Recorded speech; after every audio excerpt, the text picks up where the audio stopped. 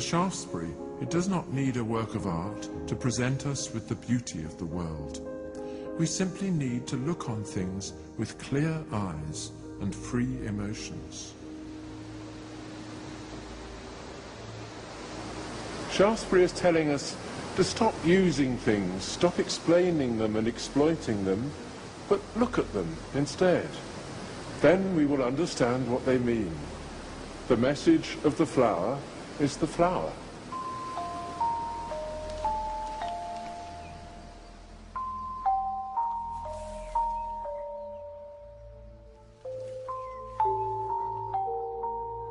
Zen Buddhists have said similar things. Only by leaving all our interests and business to one side do we encounter the real truth of the flower. Seeing things that way, we discover their beauty.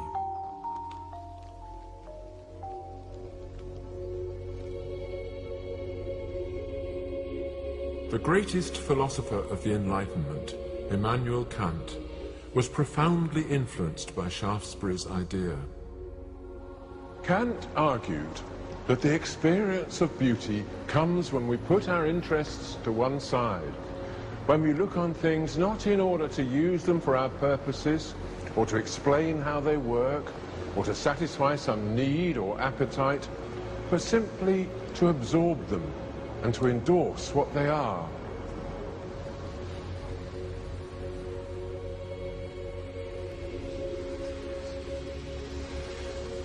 Consider the joy you might feel when you hold a friend's baby in your arms. You don't want to do anything with the baby. You don't want to eat it, to put it to any use, or to conduct scientific experiments on it. You want simply to look at it and to feel the great surge of delight that comes when you focus all your thoughts on this baby and none at all on yourself.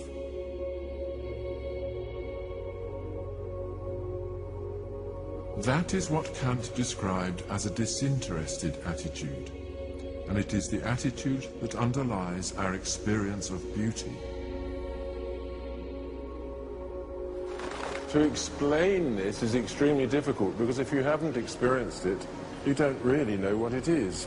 But everybody listening to a beautiful piece of music, looking at a sublime landscape, reading a poem which seems to contain the essence of the thing it describes, everybody in an experience like that says, yes, this is enough.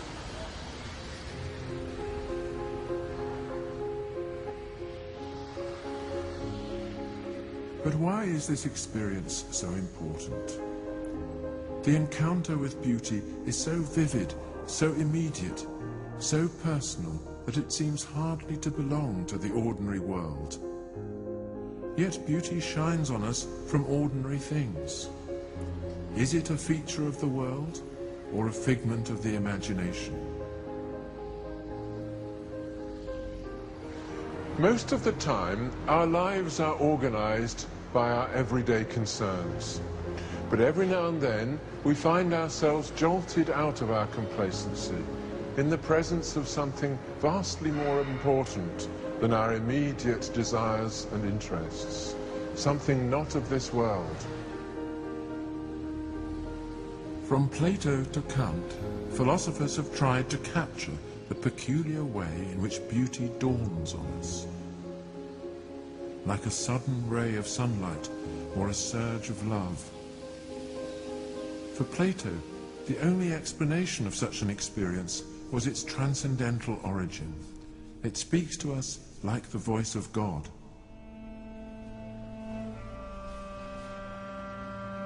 And Kant, too, in a much more sober way, believed that the experience of beauty connects us with the ultimate mystery of being. Through beauty, we are brought into the presence of the sacred.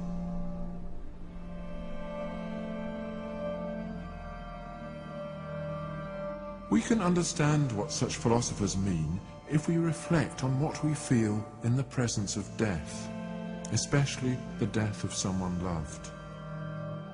We look with awe on the human body from which the life has fled. We are reluctant to touch the dead body. We see it as not properly a part of our world, almost a visitor from some other sphere.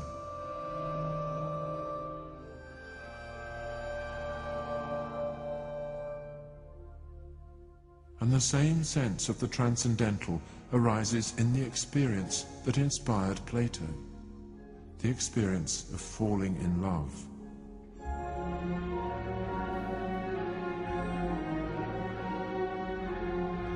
This too is a human universal, and it is an experience of the strangest kind.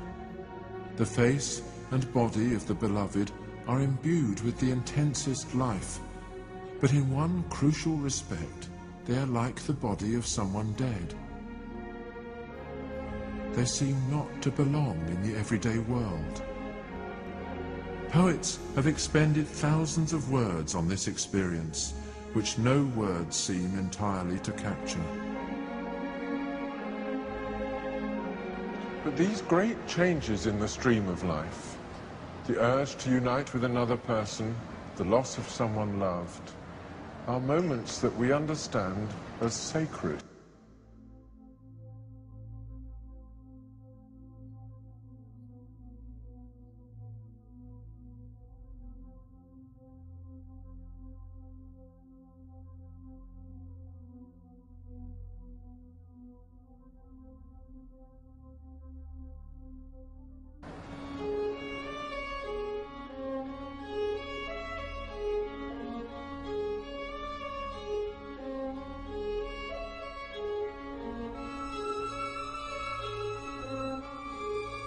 If we look at the history of the idea of beauty, we see that philosophers and artists have had good reason to connect the beautiful and the sacred, and to see our need for beauty as something deep in our nature, part of our longing for consolation in a world of danger, sorrow, and distress.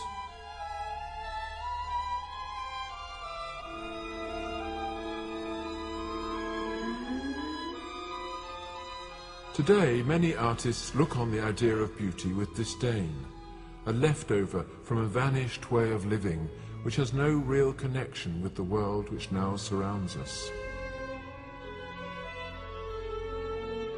So there has been a desire to desecrate the experiences of sex and death by displaying them in trivial and impersonal ways that destroy all sense of their spiritual significance.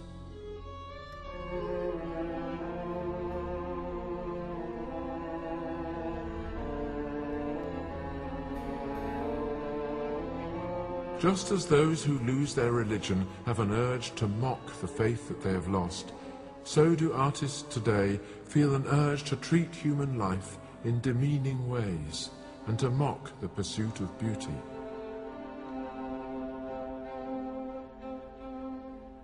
This willful desecration is also a denial of love, an attempt to remake the world as though love were no longer a part of it.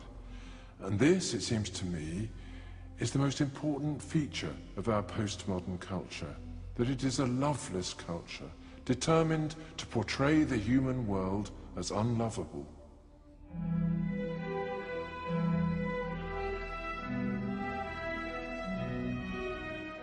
Of course, this habit of dwelling on the distressing side of human life isn't new. From the beginning of our civilization, it has been one of the tasks of art to take what is most painful in the human condition and to redeem it in a work of beauty.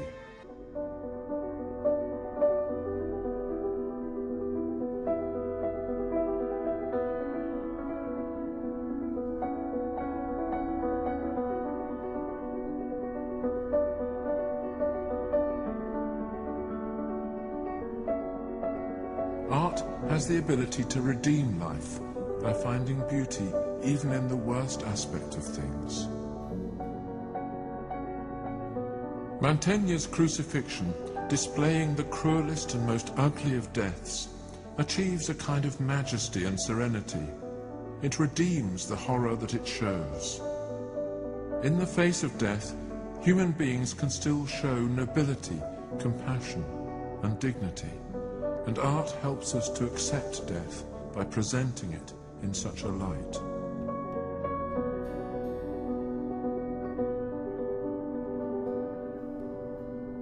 what about things which are not tragic, but merely sordid or depraved? Can art find beauty even here?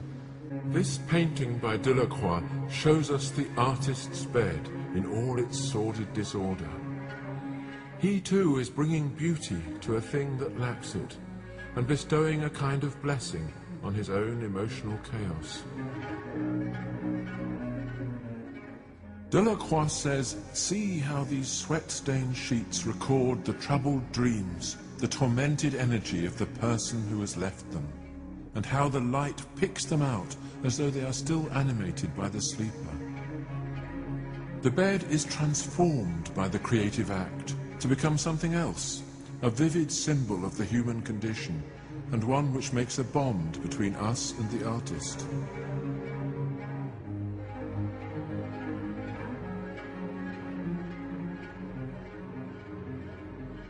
Some people describe Tracy Emin's bed in that way, but there is all the difference in the world between a real work of art, which makes ugliness beautiful, and the fake work of art, which shares the ugliness that it shows. This is modern life, presented in all its randomness and disorder. What is it that makes that art rather than just a rumpled bed? Well, the first thing that makes it art is because I say that it is. You say that. I say that it is. The second thing is the Tate say that it is. Yeah. But what do you want the viewer, the visitor to the gallery, to say? You presumably don't want him to say, I think that's beautiful. No, no one's actually said that, only me. Yeah. Only Do you think anyone. it's beautiful? Yeah, I do. I think it's really think beautiful, yeah. Otherwise I wouldn't have shown it. Yeah. How can this be a beautiful work of art if it makes no attempt to transform the raw material of an idea? It is just one sordid reality among others. Literally an unmade bed. We are back with the question raised by Duchamp's urinal, whether anything can be art. This question occupies both the would-be innovators and the traditionalists, like Alexander Stoddart, a monumental sculptor whose works stand in public places around the world, as well as in the Queen's Gallery at Buckingham Palace. A defender of conceptual art might say that an idea can be beautiful, and so that there's nothing wrong with conceptual art as such. Yes, but this is in everybody's field of endeavour. The lawyer can come up with a beautiful idea. You know, the statesman, the medic. Let's cure cancer. Beautiful idea.